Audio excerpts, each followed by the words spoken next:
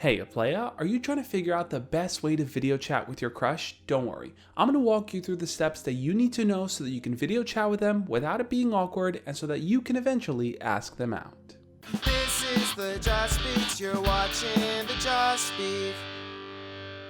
My name is Josh, and every single week I make videos sharing tips, ideas, and stories teaching you how to be your best self. And when it comes to video chatting your crush, it's not as hard as you may think it is. Sure, you may be comfortable with texting them, and that might be the primary form of how you talk to them, but if you were to start video chatting with them, I can guarantee you'd have a much better chance of eventually going out on a date with them. So how do you do it? How do you go from back and forth texting to actually video chatting? Well, I think you should use a technique like this.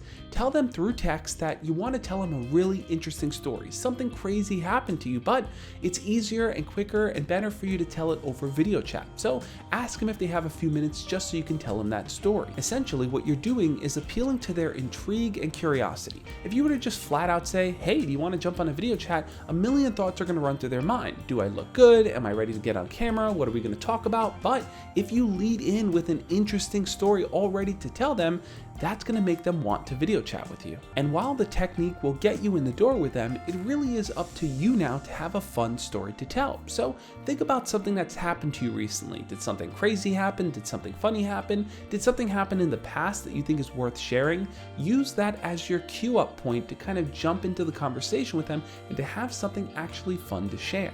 Before you even start your video chat though, one thing you don't want to do is to have your camera facing the ceiling. I've seen so many people have conversations with someone where they're aiming the camera at something else. So turn your camera towards your face, look directly in it as you're talking to your crush.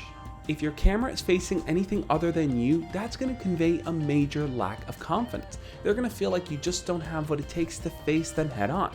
Imagine if you were sitting with them there in person and you were just facing a different direction as you talk to them. So what exactly happened? You fell into a lake? Yeah, it was totally crazy. I wasn't even looking forward when I was walking. Can you believe that? Me, someone who wasn't even looking forward. With that out of the way, you got all the basics covered. You have something to talk to your crush about, and you're looking confidently into the camera so that they know that you want to speak directly to them. But what do you do when the conversation starts to run dry and things get awkward and you run into that moment where it's silent, you don't know what to talk about? Here's where I think it's important to keep the conversation short if it needs to be short.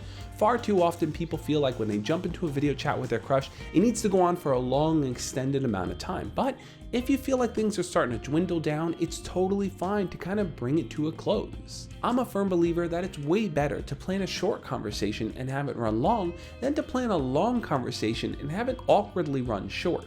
If you tell your crush that crazy story over video chat and then they share a crazy story from their lives that's similar, and that leads to the two of you asking each other questions and just naturally having that conversation progress, that's probably an ideal scenario. But a lot of times people will jump in, tell their story really quickly, and then have nothing to talk about. They won't ask questions, they won't share other stories, they'll just kind of awkwardly sit there and transition to things like, what's going on in your life? Or what else is new? Hey, it's crazy what happened. I was walking, I was on my phone, I wasn't even looking, and I walked right into the lake. That's pretty much what happened. Oh my god, that's insane. I can't believe that happened. So is that your room? Yeah, it's my room. Cool. Nice ceiling fan. Honestly though, I think the part that people find the most awkward about having a video chat with their crush is the very beginning. Look, you may have a good story planned, you may have good follow-up questions, you might even look directly at your phone as you talk to them, but it's that startup that just feels weird and unnatural. You might start off with something awkward like, hey, how's it going? Hello, and then you kind of start to transition into the story. Here's what you need to do instead. Jump right into telling your story. That awkwardness arises in the beginning because you wait too long to get into the details of what you want to speak to them about. Trust me on this. The sooner you could just start talking and opening up, the easier it's going to be for them to feel that energy back from you. They're not going to feel awkward and weird because they're going to feel like, well, this person's comfortable talking to me, so I'm comfortable listening and sharing and opening up to them too. Hey, what's up? Hey, what's up? How's it going? How's everything with you? Nothing much, just, Oh, good, cool. Well, what are you up to? Yeah, I mean, things are good with me too. So, you said you had a story you wanted to share with me? So, oh yeah, the story. Oh my God, let me tell you what happened. It was really cool. is never gonna feel as comfortable as, hey, oh my God, it's so crazy. So I was walking and I discovered this abandoned warehouse, right? Of course I had to go explore it, right? Because that's what you do. Video chatting with your crush does not need to be awkward. And when it comes to the end of the conversation, when you feel like you wanna jump off, simply tell them, hey, thanks for jumping on. Let's talk again soon. This was a lot of fun.